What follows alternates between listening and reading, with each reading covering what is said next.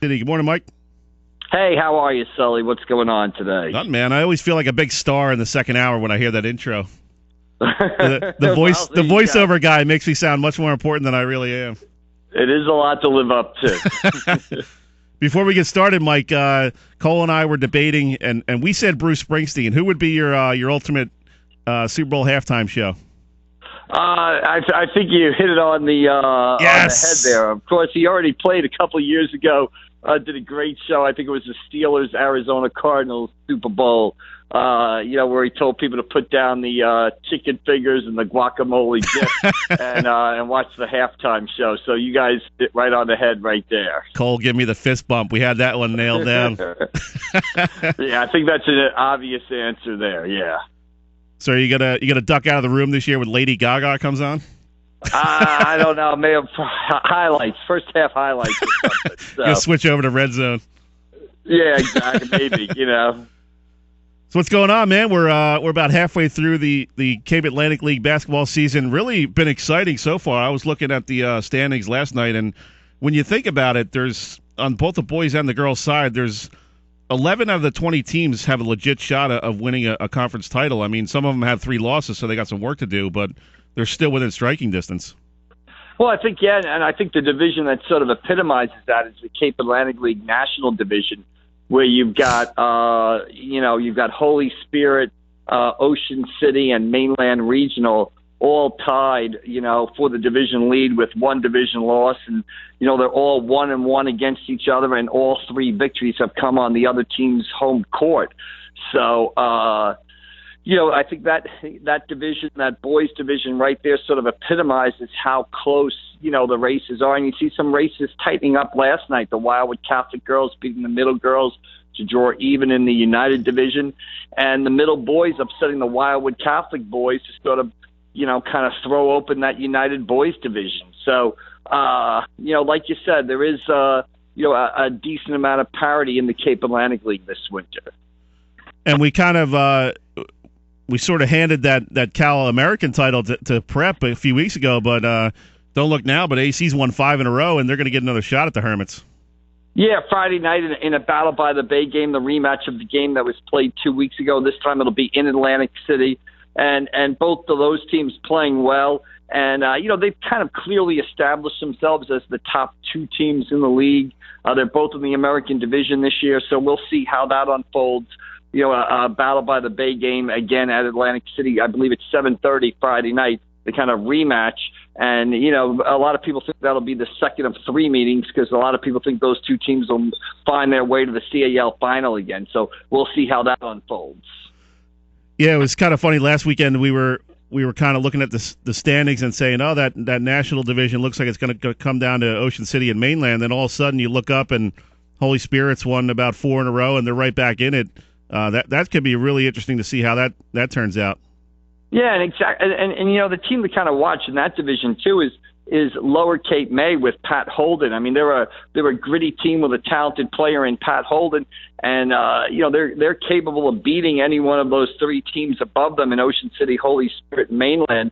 So, it's going to be the team that can break through on the other team's home court that's going to win that division. Right now, I saw a great game out at Ocean City. Ocean City beat Mainland at Ocean City. Holy Spirit beat, Ocean City at Holy Spirit. Mainland beat Holy Spirit at Mainland. It's going to be the team that has the ability to sort of break through and get that win on the road that might be able to win that division. Yeah, I was impressed with Ocean City. I wasn't sure how they were going to do this year without guys like Garrett Jones and Connor Laverty. Those were 2 players that really led them for probably about 3 years, and you never know how the turnover is going to be. But this Lebrano kid, man, he's for real. He's putting up 25 a game over there. Yeah, he's shown me a lot against Mainland regionally. At 20 points in the first half, scored on a full array of shots. He stepped out to the perimeter, hit 3-pointers, hit a reverse layup. In the second half, he made a nice turnaround 15-foot bank shot off the glass, and then he actually sees the floor well. At one point late in the fourth quarter, he drove the baseline. Found Luciano Keys out open on the perimeter for an open 3, which really put Ocean City up 4 at that point on Mainland. And really, was the biggest basket of the game. So, like you said, I had my same questions about Ocean City when the season started. How are they going to do without Connor Laverty? But, Luciano Lebrano has sort of stepped forward there and is kind of having a breakout season. I think that's the first bank shot I've seen since 1998. Yeah, might be. You don't see much in it. Although in that same game, I believe Andrew Donahue did bank in a free throw in the fourth quarter. So that's the kind of interesting things that you see. Ocean City played well that game and able to get the victory. That's kind of a lost art, that 10-foot bank shot from the baseline. Yeah, it's gone. You don't see that. You don't see that at all. I don't know if Lebrano planned that, but right, you don't see many people shoot 12 to 15-foot shots anymore at any level of basketball. It is, and the analytics people will tell you this is a way to play. It's threes and layups. That's all anybody shoots these days. But it is kind of a throwback shot when you hit that that turnaround bank shot jumper that was prominent in the 70s and 80s and is really kind of fallen away now. Well, you kind of have to when you have a guy like Oshun Asuniye up there, 6'7", and you saw the same thing with Atlantic City and Prep with Justin Mutz, guys 6'9", kind of guarding the rim there, and I think that was part of the problem for Atlantic City. They couldn't really find any consistency with those 10 to 12-foot jump shots. Yeah, and I think Atlantic City is going to have to, in the rematch against St. Augustine, obviously Justin Mutz, a strong presence inside.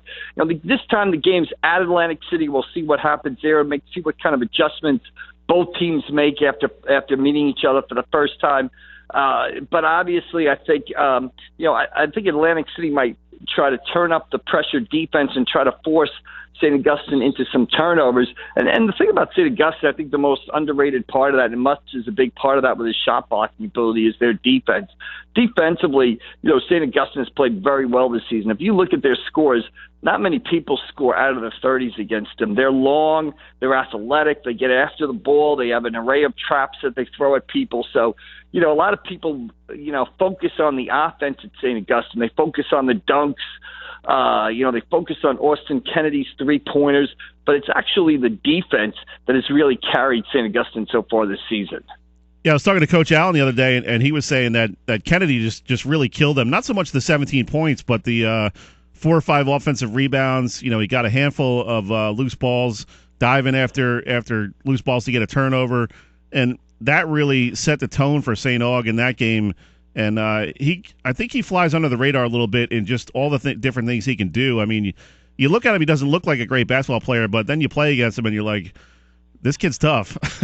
Well, he's got a lot of energy, and he has a history of playing well against Atlantic City. I believe, when he was a sophomore, kind of his breakout game his sophomore season, his first year as a St. Augustine starter, was against Atlantic City at the Battle by the Bay. And what he does is he has a tendency, he does get his hands on a lot of basketballs. He's a lot of deflections, a lot of steals. He's all over the place. But what he also does is sink that three-pointer that maybe takes a 6-point game and turn it into a 9-point game, or takes an 8-point game and turn it into an 11-point game. So he does have the ability to sink that timely three that can break an opponent's back. Mike, real quick before we let you go, I don't want to cut into Kevin Minnick's time too much. No, we can't do that. He gets a little sideways when you take up a few minutes of his time. So, but real quick before we let you go, what are we seeing with Mainland boys swimming? I mean, this is turning into a historic season. They've set 4 national records already, and may have a chance to do even more than that here in the next couple of weeks. Yeah, we had a story in the the Press of Atlantic City on Friday. It's still online at pressofac.com, just talking about, just what they've been able to build over there in Mainland and how unusual it is. It seems that each year, 1 or 2 great swimmers is kind of enrolled at the school. It started with, seniors Brian McGarry and Justin Liu, and continued with freshman standout Destin Lasco this season. And like you said, 4 national records. Won a state championship last year, 26 straight dual meet victories. And really, if you look at the Cape Atlantic League's programs, teams right now, best teams in the area, regardless of sport, Coach Brian Booth and the Mainland Mustangs have to be right there. Really a kind of phenomenal story, and really a story that, like I sort of said in the story that I wrote, swimming is not basketball, football, or baseball. swimming in the Cape Atlantic League area in Atlantic County is sort of in the area's DNA. You know, those kids swim year round. They work beach patrols in the summer. The ocean is right there. So, you know, swimming has always been big in this area. And Mainland right now, you know, you could say of all the teams we have playing right now, you know, regardless of sport, you know, what the Mustangs are doing right now is the most impressive. And we'd be remiss if we didn't mention the Oakcrest girls squad. They won their third straight Cal National title. Right, nice win over there yesterday, I believe, Middle Township. So, like I said, you know, swimming's big, and especially in our area. Like I said, it's not. It maybe sometimes doesn't give the attention that, you know, basketball or wrestling does, but swimming is in the DNA of, you know, schools in Atlantic and Cape May, and even in Vineland with the Vineland girls have been a power, you know, a traditional power. Swimming is big in the Cape Atlantic League.